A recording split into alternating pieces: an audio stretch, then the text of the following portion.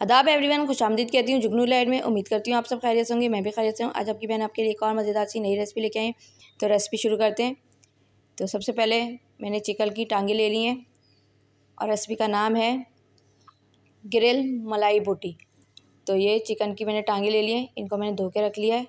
अब मैं इस पर छुरी से कट लगाऊँगी।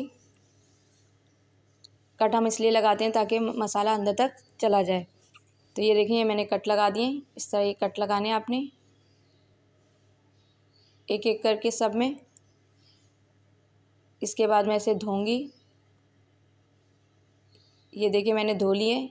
अब ये थोड़ा सा दूध लिया है, आधा कप, ये इस पे डाल देंगे। इसके बाद इसमें नींबू का रस डालेंगे 2 खाने के चम्मच।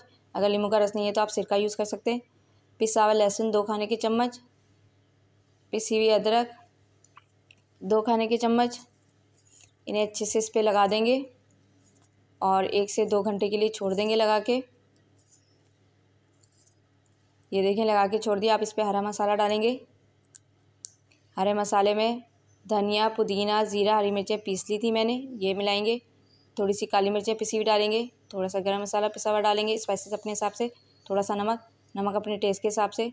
ये मलाई डालेंगे 1 प्याली भर के। 2 से 4 चम्मच खाने वाले दही के डालेंगे। अब इसको अच्छे से मुर्गी की टांगों पे लगा देंगे और इसे भी 2 से 6 घंटे के लिए छोड़ देंगे मसाला लगा के।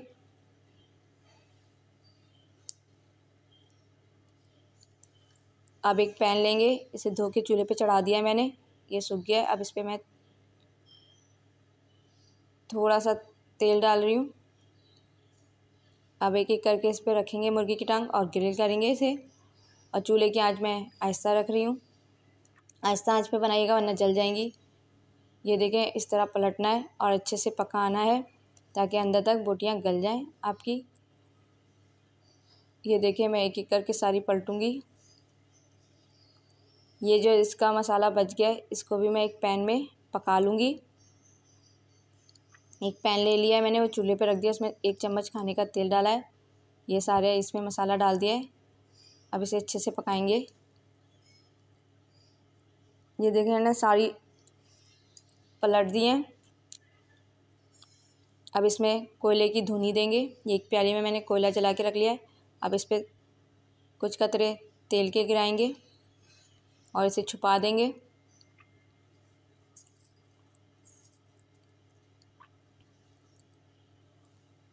ये मसाला भी हमारा भुनने लगा है।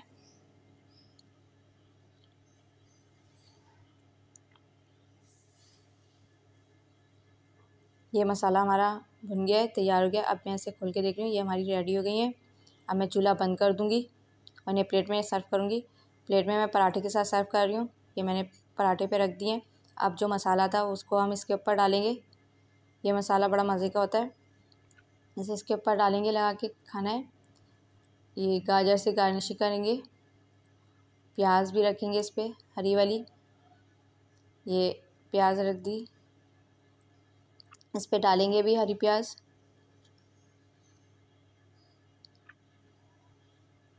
टमाटर रख दिए, केचप भी डाल दिया। आप इस पे मायोनीज़ भी डाल सकते हैं।